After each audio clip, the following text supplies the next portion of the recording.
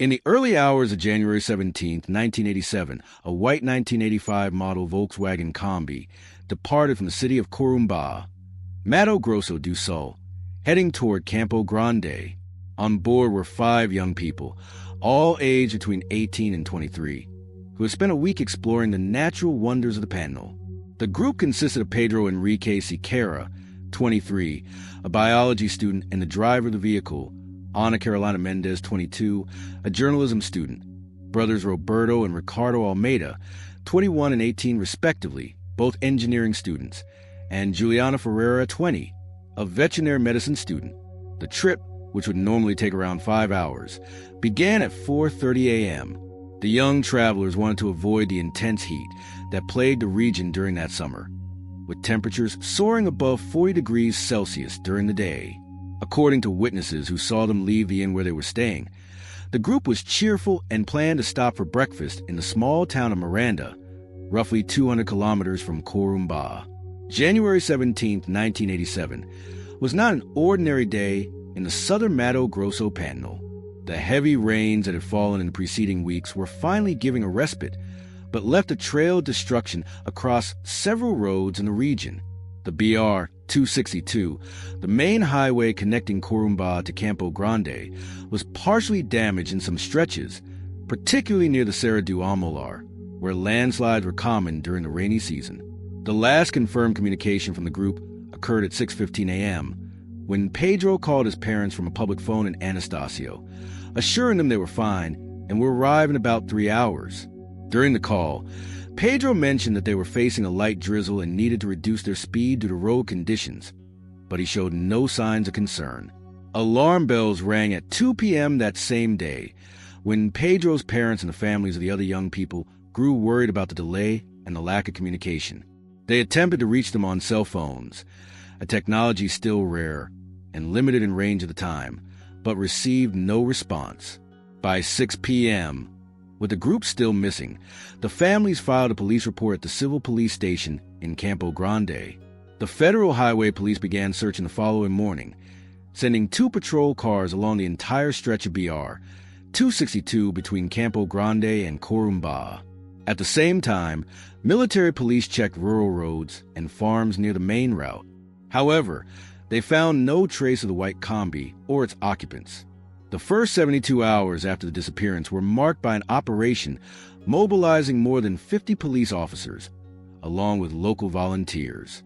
Fire department helicopters flew over hard-to-reach areas, especially in the Pantanal regions, where the road passed through flooded stretches. Weather conditions hindered the search efforts. Intermittent rains made the work difficult and erased potential clues. The case quickly gained statewide attention. The 5 young people came from well-known families in Campo Grande, and their faces appeared on the front pages of local newspapers. Television coverage expanded the reach of the news, and soon the mysterious disappearance of the 5 students in the Pantanal became a topic of national interest. 5 young people mysteriously disappear in the Pantanal, read the headline of the Jornal do Brasil on January 20th, 1987. The report emphasized that no trace of the vehicle or its passengers have been found despite intense searches by authorities. If you want to follow more cases like this, which stir society and reveal hidden truths, subscribe to the channel to keep up with every investigation. As weeks passed, the investigation into the disappearance of the 5 young people in the Pantanal faced significant challenges. Delegate Antonio Carlos Moretti, assigned to the case, found himself confronted with a bewildering puzzle. There were no signs of an accident on the highway. No witness reported seeing the Combi after the stop in Anastasio, and there were no records of the vehicle passing any other checkpoints along BR-262. The first line of investigation focused on the possibility of an accident, followed by a fall into one of the many rivers and streams that cross the highway. Fire department diving teams explored the main waterways along the route, especially the Paraguay River and its tributaries. The work was complicated by strong currents typical of the rainy season and the low visibility in the muddy water. On January 25, 1987, 8 days after the disappearance, the first solid clue emerged. A fisherman found a backpack on the banks of the Miranda River, about 15 kilometers south of the highway. The backpack contained Ana Carolina Mendez's personal documents and some clothing. This discovery reinforced the accident theory, but puzzled investigators because it was so far from the main road. We found the backpack in a condition suggesting it hadn't been in the water for long, Delegate Moretti explained at a press conference. The documents were well preserved, which indicates that the backpack may have been left there recently, perhaps by someone who had found it elsewhere. Search efforts intensified around the Miranda River, but no other traces were found. Ana Carolina's family recognized the backpack and confirmed she had brought on the trip, but the mystery of how it ended up so far from the highway remained. In February 1987, a new theory began to gain traction. Investigators discovered that, at the same time of the disappearance, a gang specializing in vehicle theft was operating in the border region between Brazil and Bolivia. The hypothesis of a robbery followed by murder started to be seriously considered, especially after an anonymous informant reported seeing a white combi being dismantled in a clandestine workshop in Puerto Quijaro, a Bolivian town near Corumbá. The federal police were called in and, in cooperation with Bolivian authorities, conducted searches in several workshops in the border region. However, they found no concrete evidence linking these criminal operations to the disappearance of the 5 young people. Meanwhile, the families of the missing organized a committee to pressure authorities and keep the case in the public eye. Posters with the 5 students' photos were distributed across cities in Mato Grosso, do Sul, and neighboring states. Television programs dedicated to missing persons cases, such as TV Globo's Lina Dorita, aired special reports on the case. In April 1987, almost 3 months after the disappearance, a new lead emerged when a truck driver reported seeing a white combi being towed by a truck in the Serra do Amalar region on the day of the disappearance.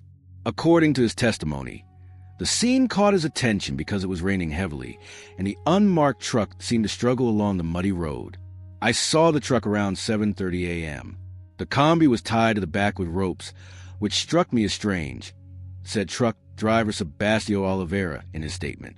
I couldn't see if there were people inside due to rain and fogged-up windows, but the truck was heading toward Corumbá, not Campo Grande.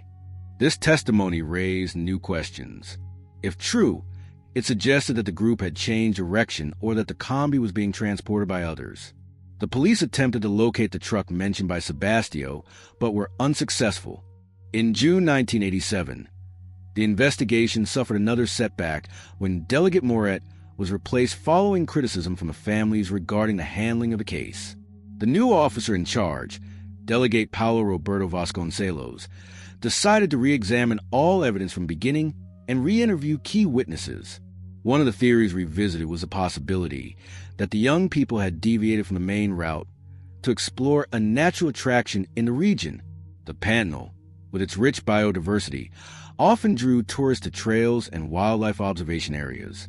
The 5 were known for their adventurous spirit, especially Pedro, who studied biology and had a particular interest in Pantanal flora and fauna.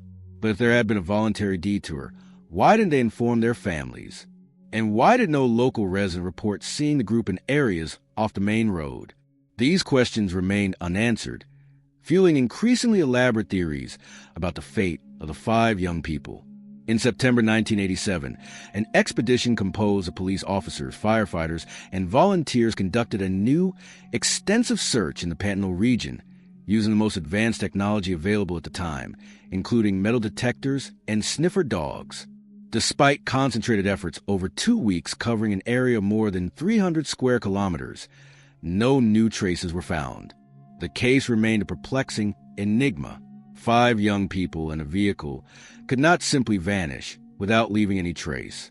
Something had happened on that Pantanal road on January 17, 1987. But exactly what occurred continued to be a mystery, confounding investigators and tormenting families. The year 1988 arrived without significant progress in the case of the 5 missing from the Pantanal. Official searches have been scaled back, and the investigation gradually cooled, becoming one of many unsolved cases occupying shelves of the Mato Grosso do Sul Civil Police. For the families, however, the search never ended.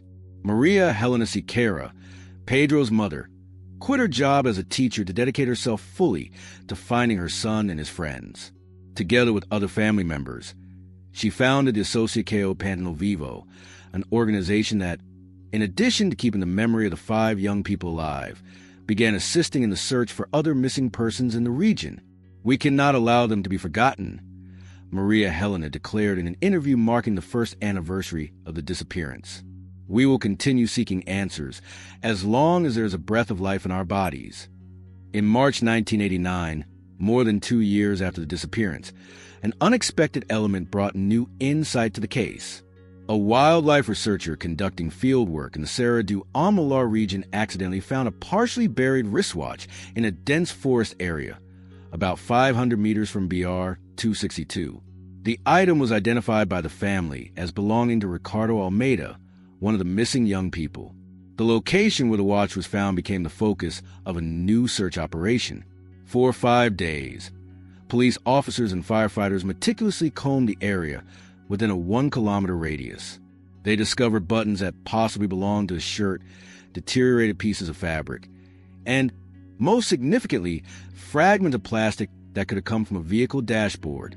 These findings suggest that something happened at this location, Delegate Vasconcelos stated at a press conference. "We cannot say with certainty that they are related to the case of the 5 young people, but it is the most consistent lead we have had since the beginning of the investigation." Analysis of the plastic fragments confirmed they were compatible with the model of combi used by the group. However, the amount of material was minimal, insufficient to determine what had happened to the vehicle. The area where the items were found is located on a steeply sloping terrain with dense vegetation, near a watercourse that becomes a strong flow during the rainy season. The new discovery reinforced the theory of an accident, possibly caused by poor road conditions and the heavy rain that fell that morning. The hypothesis was that the vehicle had veered off the road at high speed, tumbled down the slope, and fallen into a watercourse, later being carried by the current or covered by sediments. In June 1990, a previously unheard witness came forward with potentially revealing information. Antonio Medeiros, a resident of a farm near the location where the watch was found, stated that he had heard a loud noise resembling an explosion on the morning of the disappearance. "I was preparing breakfast when I heard a bang followed by a metallic sound. I thought it was thunder because it was raining heavily, but now I realize it could have been an accident," Antonio recounted. "I didn't go check because the area is far from the farmhouse, and the ground was very muddy. In the following days, when I learned about the disappearance, I didn't make the connection." Antonio Medeiros' testimony provided a new perspective on the case, supporting the accident theory and providing an approximate time around 7 a.m., which coincided with a period when the group was estimated to be passing through that stretch of the highway. In 1991, using the most advanced underwater search technology available in Brazil at the time, an operation was conducted in the river near the site of the findings. Divers used side-scan sonar to map the riverbed in search of the vehicle or its debris. Despite the efforts, nothing was found. The following years were marked by sporadic searches and the gradual fading of the case in the media and collective memory.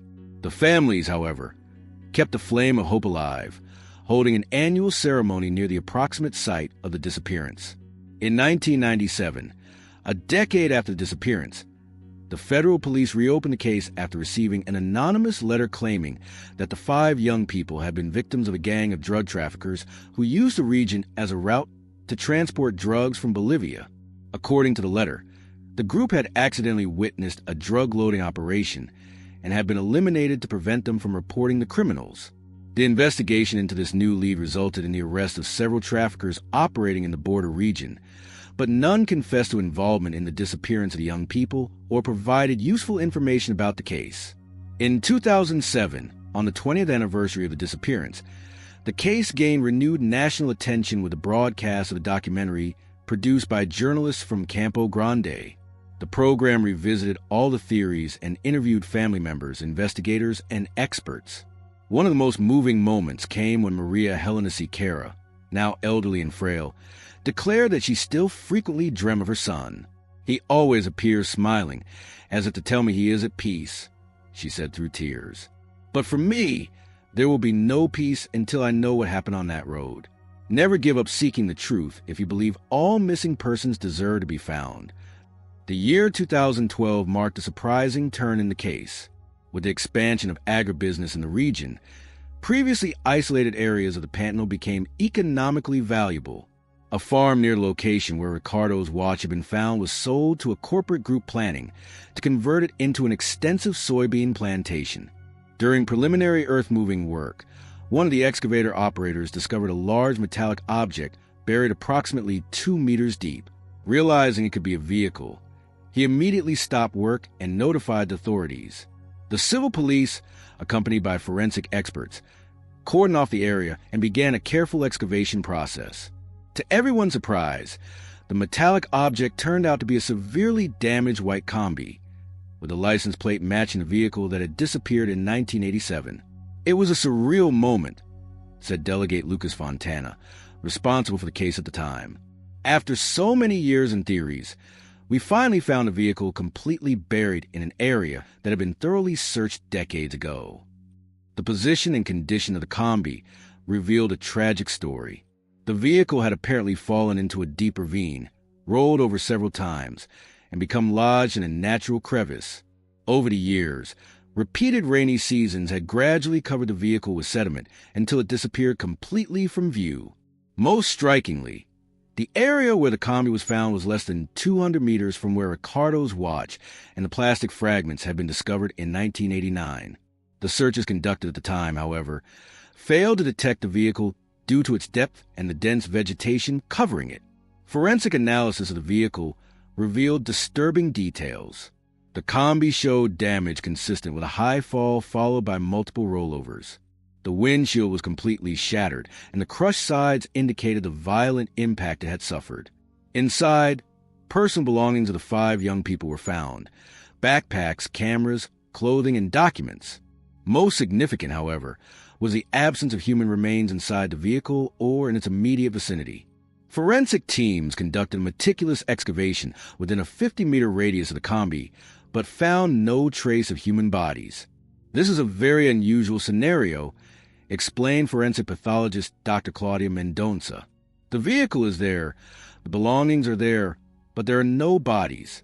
This suggests that the occupants may have survived the initial accident and left the vehicle, or that their remains were removed by animals or by water over the years. Among the recovered items, one caused particular emotion: an analog camera belonging to Ana Carolina Mendez. Despite deterioration, technicians were able to partially recover the film inside the device. The last photographs taken by the group showed moments of relaxation on the morning of January 16th, the day before departure. In one image, the 5 young people are smiling in front of the inn in Corumbá, unaware of the fate that awaited them. The discovery of the Combi reignited national interest in the case. Journalists from across the country traveled to the region, and the families of the missing, some already having lost members after years of anxious waiting, relived both pain and hope for closure.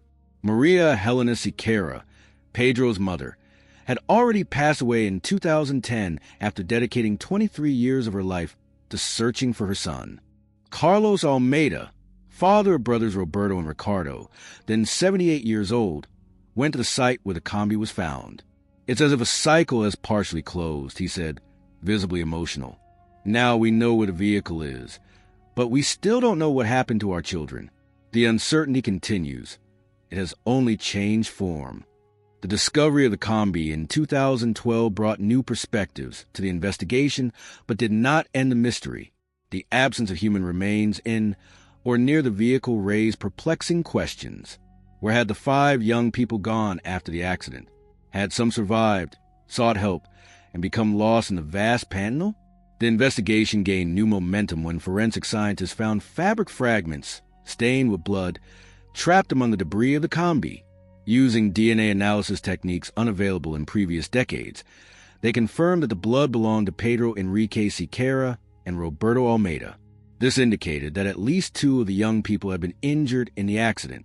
In March 2013, almost a year after the discovery of the vehicle, a multidisciplinary team consisting of investigators, geologists, archaeologists, and search and rescue specialists began a detailed mapping of the area within a 5 kilometers radius around the site where the Combi was found, using advanced technologies, including ground-penetrating radar and drones equipped with thermal cameras.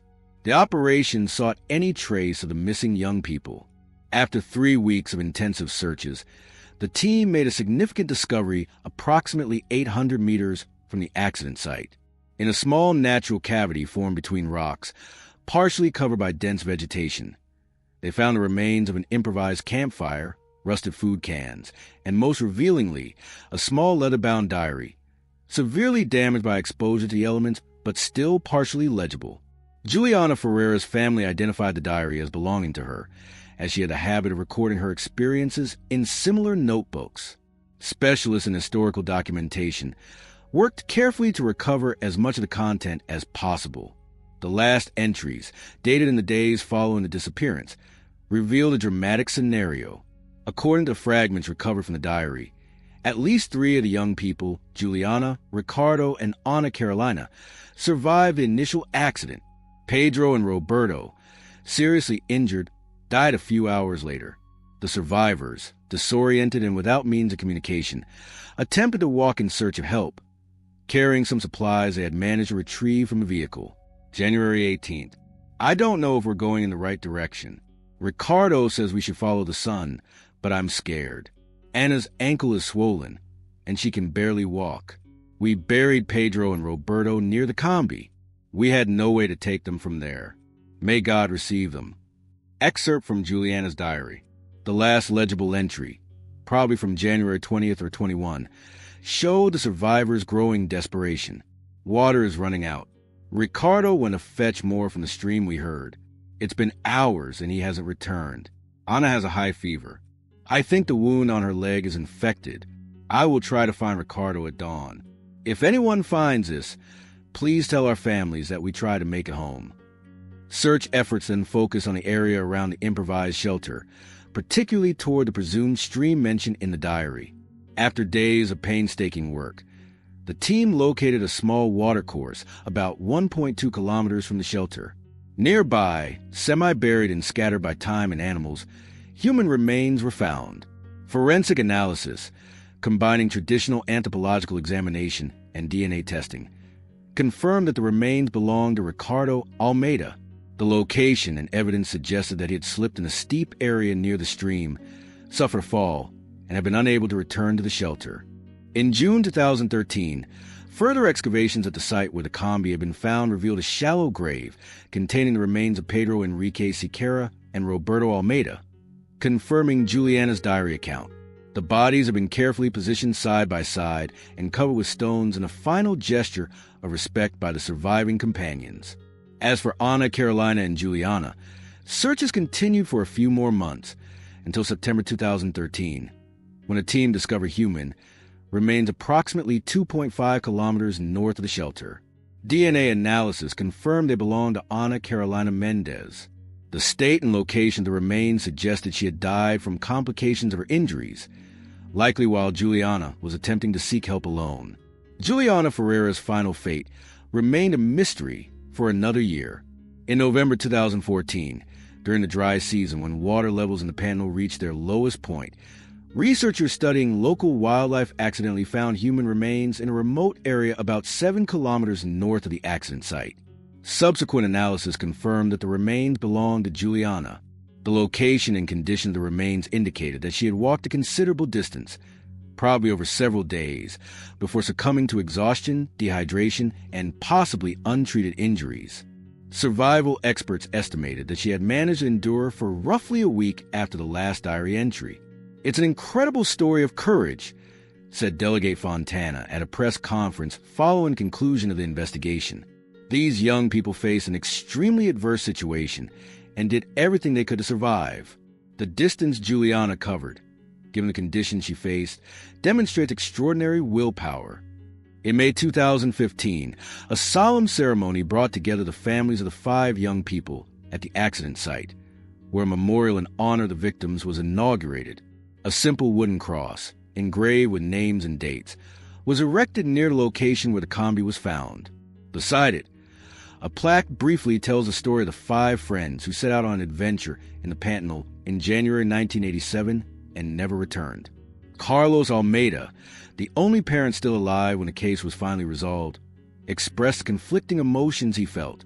"For 28 years, I lived with the hope that one day they would return. Now I am certain they won't, but I also have the peace of knowing what happened and where they are.